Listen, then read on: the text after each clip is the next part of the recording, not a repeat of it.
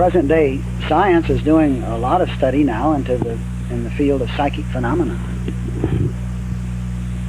We are not at all likely to arrive at truth by a study of psychic phenomena. However, there is no question but what the honest, persistent study of truth reveals all that needs to be known about these many avenues of the psychic, including the appearance of healings and other extraordinary happenings. We remain wary not to become sidetracked. And never is that sidetracking a greater likelihood than when we find ourselves the possessors of some sort of an extraordinary ability, not the least of which is the ability to prophesy or to heal, or the wildly increased sensibility that inevitably accompanies this work. Everything in my experience has indicated that it is simply a waste to work toward the acquisition of any of these talents.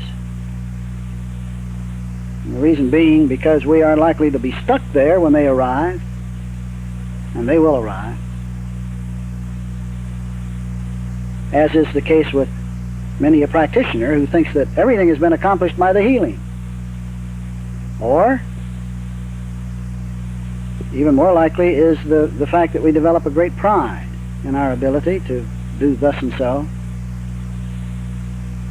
And this pride is simply ego food, which makes the ultimate ego surrender, or the necessary ego surrender, just makes it that much more difficult. We acknowledge the finished truth first. We acknowledge the fact of already perfection, here and now the only fact, and then we live it.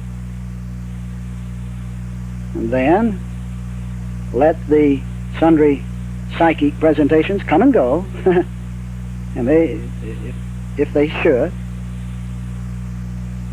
and they'll come and go as their reasons are uncovered. And this way, or to do it this way, is to not become sidetracked, but to remain, you see, along the very straight and narrow.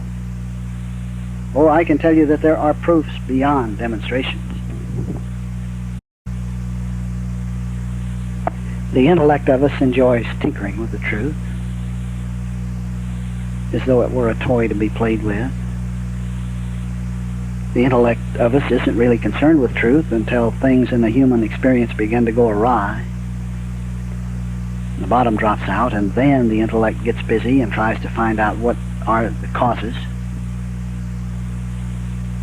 Well, the truth isn't worth a tinker's dam to any of us until we surrender everything for it.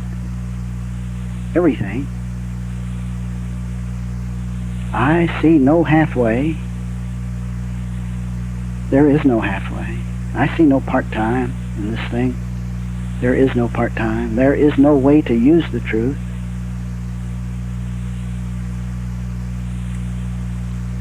Now these ideas, as we expound them here, are capable of stirring one up, of absolutely setting him on fire. These ideas are capable of flipping one's view of the universe upside down, of showing him harmony, happiness where misery did seem before. But this will not happen until we do become wholeheartedly stirred up. That is, until we look into truth with honesty, with earnestness, until we become persistent in our appraisal of it. The admonition was to seek and find. Well, intellectual tinkering is not seeking. Half-hearted efforts merely feed the ego, giving us little gems to impress people with. Half-hearted efforts at very best allow truth to appear to become a crutch, intended to work miracles in the affairs of the old nature of us, to solve the old man's problems, to make the old man more comfortable, to make him better supplied.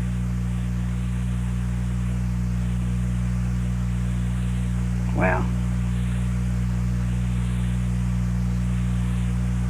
there's another statement that says, "Blessed are those who hunger and thirst after righteousness, for they shall be filled." Well, they shall be filled.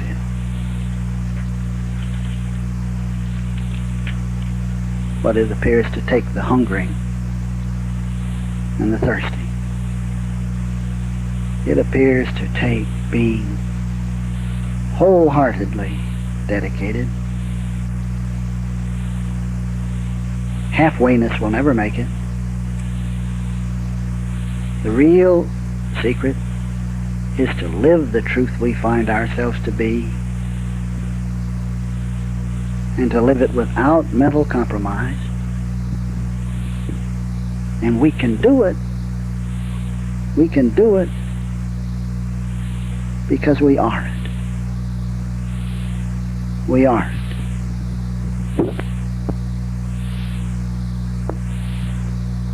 We discover an amazing fact that new light presents itself on the scene as this experience,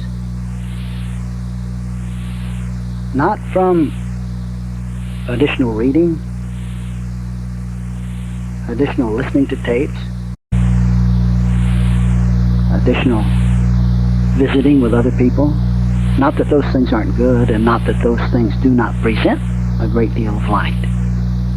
Oh, they do. But the real new light that's given us as tangible experience comes as a consequence of living the light that we've already been given. To live the light as it's presented allows us to appear to receive more light. Of course, the honest way to make the statement is that as we live the light that we are, we see the light we are. To live the light we already are is to see the light we've always been. Children teach us all we have forgotten about our own childhood, because children are our childhood. Childhood is pristine and eternal. I could say youth is pristine and eternal, because I mean the same. Childhood is eternal. We live it, and then we learn from it, and then we return to it again. We come home to it again, still blessed, still vibrant, still very much alive. The great wonder of identity revealed as light. The great wonder is always that all of the vibrancy of youth is still here. Always I am amazed, or we are amazed to see that all of the so-called intervening years have done nothing to eliminate it. That all of the trials and tribulations of humanhood have been as nothing. That the youth we are is still present, still alive. Well,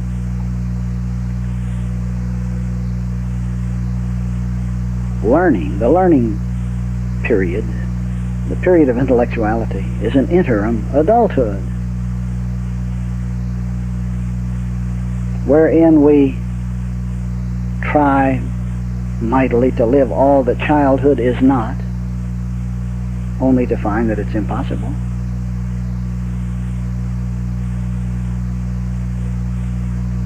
Somewhere, I'm sure you've heard these words, "Lest ye become again as a little child, ye shall in no wise enter the kingdom."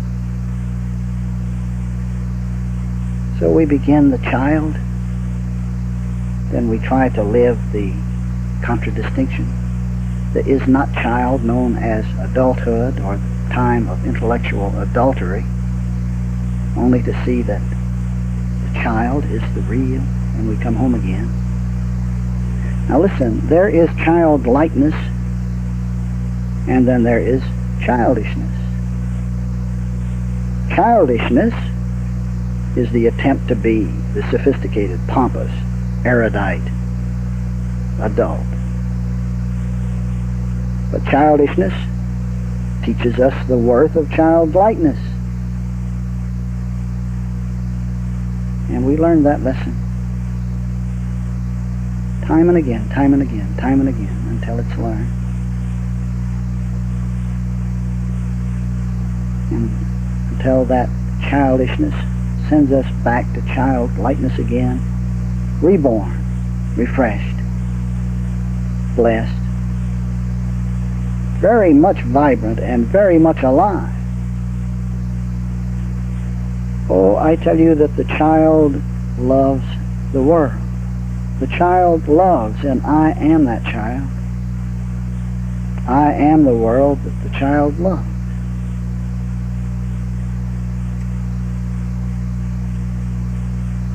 Thoreau told the story of nature and his simple love thereof. And it seems that I am here to tell the story of love through the eyes of a child.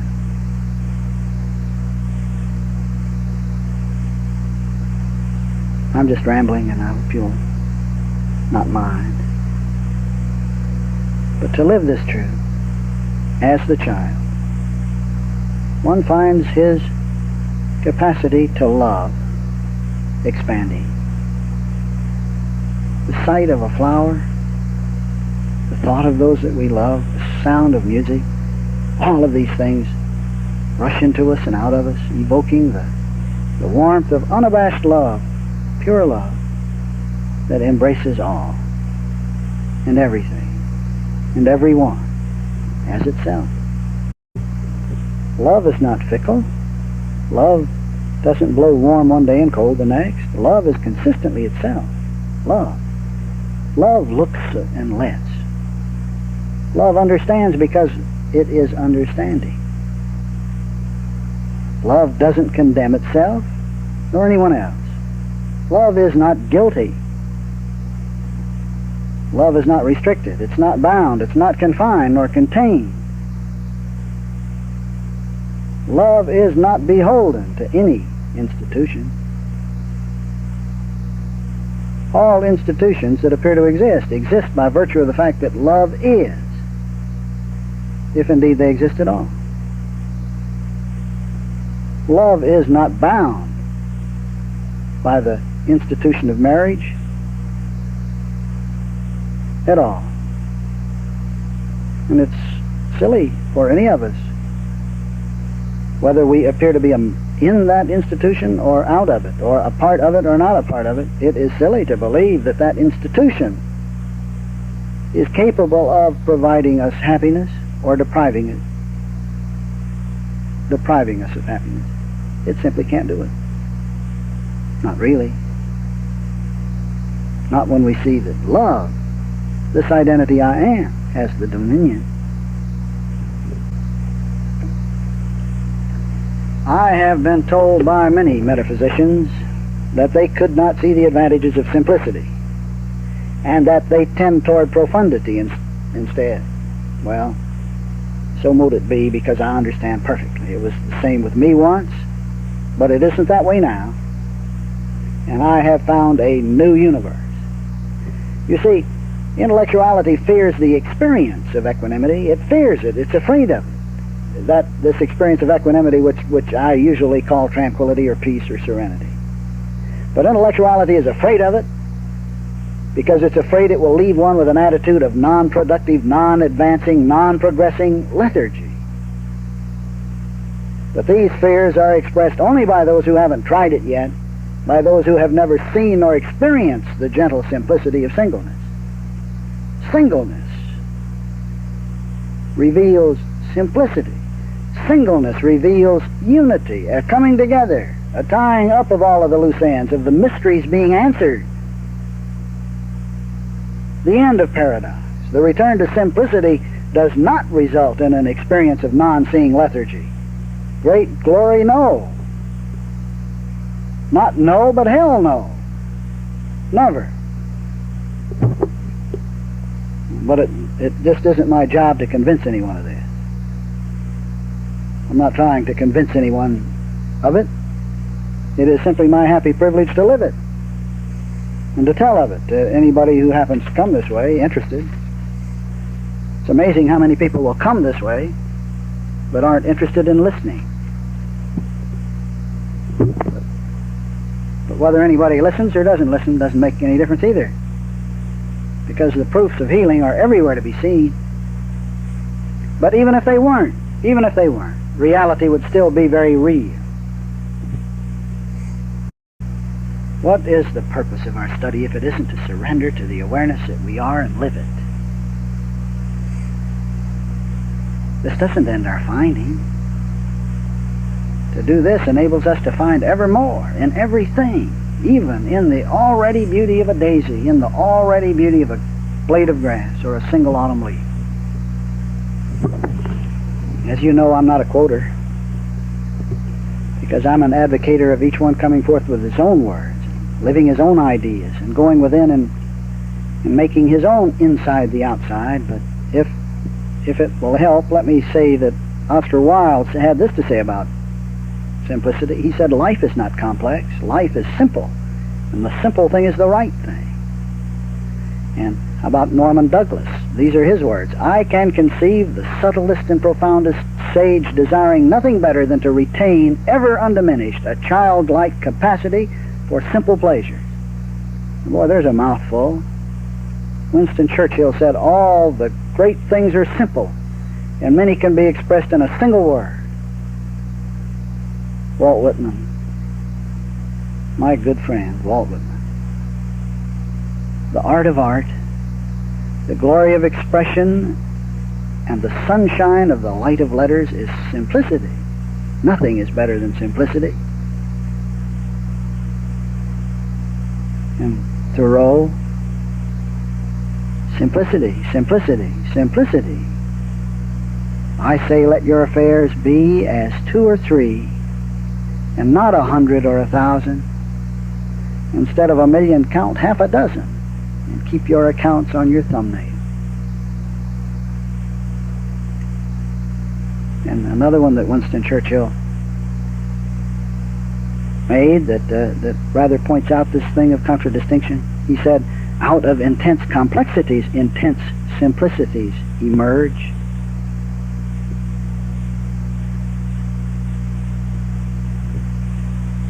Brooks Atkinson said, like the Sermon on the Mount, the doctrine of simplification is a revolution that any man can begin here and now without joining an organization. It is also a revolution that can be won in 5 minutes or half an hour and cost less than the morning newspaper. Well, God bless Brooks Atkinson. John Morley made this remark, perfect simplicity. No, I'm sorry, he didn't either. Here's his statement. Simplicity of character is no hindrance to the subtlety of intellect. The art of art, the glory of expression, and the sunshine of the light of letters is simplicity. That was in Walt Whitman's Leaves of Grass.